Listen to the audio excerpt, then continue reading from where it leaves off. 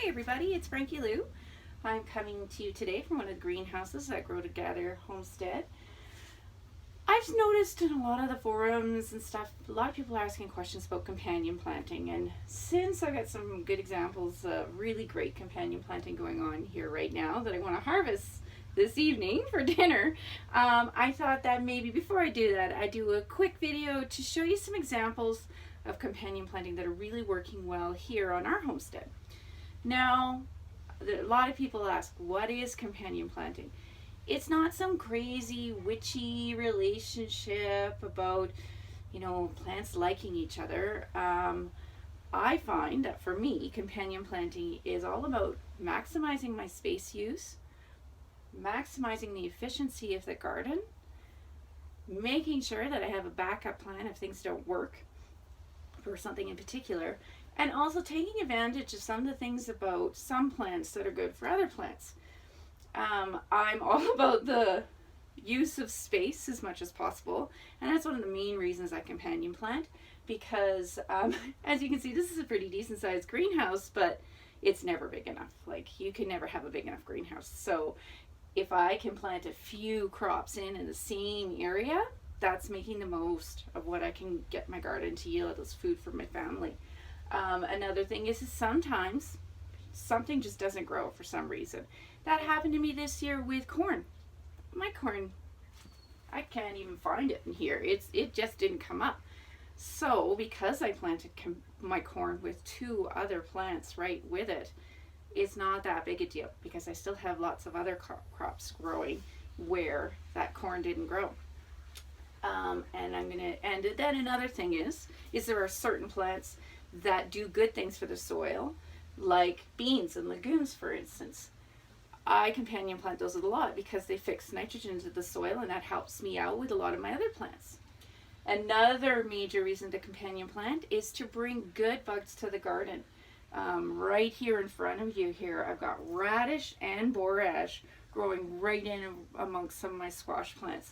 And as I've said in earlier videos, I don't ever have to pollinate my plants by hand because, like when I was in here this morning, my bees were going crazy in here because they're looking for the radish, they're looking for the borage, and while they're at it, they're happening to hit my tomatoes, and they're happening to hit my cucumbers, and they're happening to hit my squash plants. And so I never have to do that. It saves me time. Okay, so I'm going to take you now, because I can talk about companion planting for, days, and I have, just as my family members, but I'm just going to try to keep this short and show you some of my best examples and some of the things I've learned this year about companion planting. If you like lifelong learning, gardening is the thing for you, because I learned a couple things this year by accident. That's also a great thing about gardening. Sometimes accidents turned out to be wonderful things. Okay, first off here, I'm going to show you one of my favorite companion plant combinations, and that is squash and beans. Normally I also grow corn, but as I said earlier, that didn't work this year for some reason. So here I have a nice, lovely scallopini squash doing really, really nicely, and growing up alongside it is this beautiful peacock beans. And what they're doing is they're fixing nitrogen to the soil. I also have a lovely borage plant right here that's helping to bring pollinators, and I also have a lovely radish plant here, and the flowers of that are helping to repel the squash bugs. I have another example of that right here of a squash. Well, I've got nasturtium growing down at the bottom. It's a wonderful companion plant, and I love nasturtium so much so that I promise I'll be doing a video just about nasturtium soon. But next to it I have beans growing up a trellis with another squash that I'm growing up the trellis, and as you can see, these beans are actually helping this squash to vertically grow.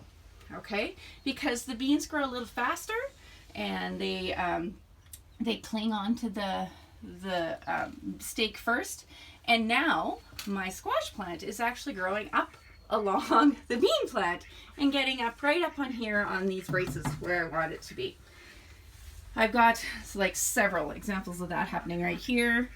Here it is with that lovely Trombonacini squash that many people were asking me about, and it's doing the same thing. I can use I can basically use the bean plants to help train my squash plants. So apart from providing nitrogen for the soil, providing extra pollinators to come, they are also providing support for my plant. Okay? And then if we head over here, we're going to go over to some of our tomato plants, where I can show you some of the gladiators in companion planting. Marigolds, they're wonderful for keeping away lots of sorts of bugs. I've got a nice little, this is one of the few bush varieties that I grow here, one of my nice little cherry tomatoes.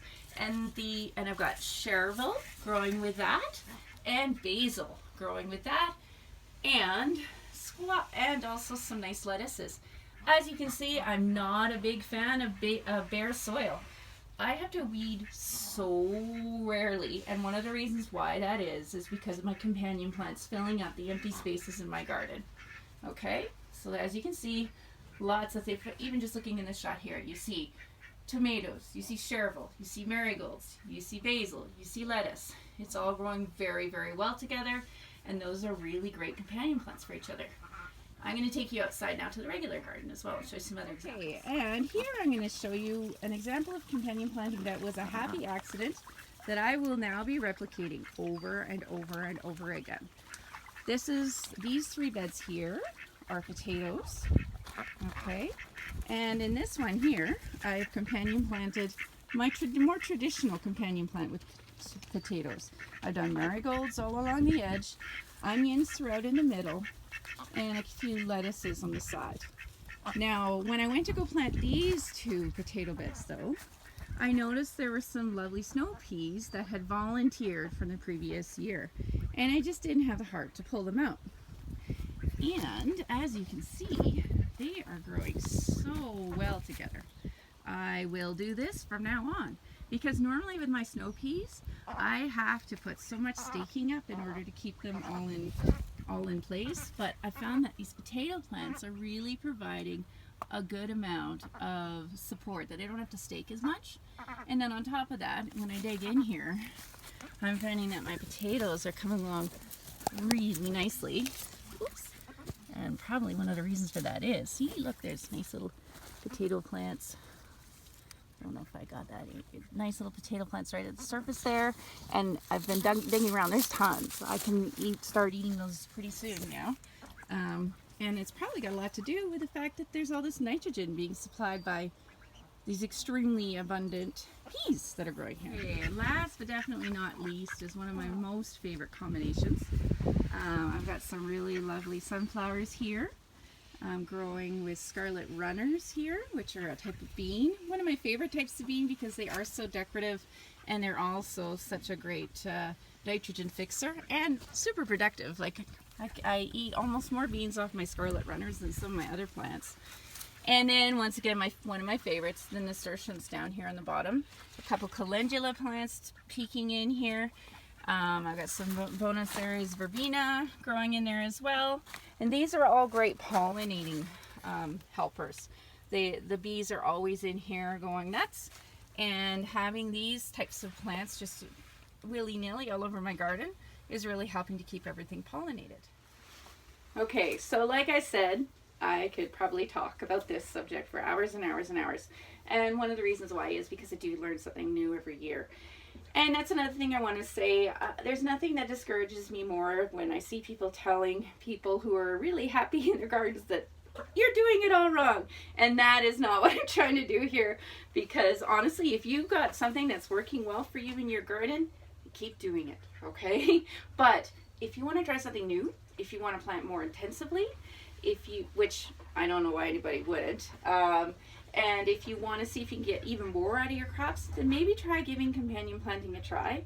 I've found West Coast Seeds, their website has been the most helpful resource for me when it comes to this particular thing. Most of the suggestions they've made there have worked really great for me, so that's my go-to. But I'm sure there's other great resources out there as well. And yeah, just give it a try. If anything, it's pretty. My goodness, I've got flowers everywhere. And if you're going into the garden and those flowers bring you joy, and I know they bring me joy because I get to see my bees buzzing around them and they're so beautiful, why not? Okay, you're certainly not taking anything away from the plants that you're growing. you're adding to their benefits. There are some companion plants that shouldn't go together, and West Coast Seeds is a really good resource for that. For instance, I've had some problems in the past with onions growing too closely to my beans and my peas. Okay, because I like to use onions a lot as a companion plant, but I make sure I don't put them too close to my beans and my peas. So there's an example. There really aren't that many other ones, but that is definitely one. So give it a try. If you have any questions, I'm going to answer you in the comments. And also, if you have any suggestions for other things that you would like to see here on the Grow Together homestead site, let us know. And I hope you'll take this chance to grow together today. Have a good one.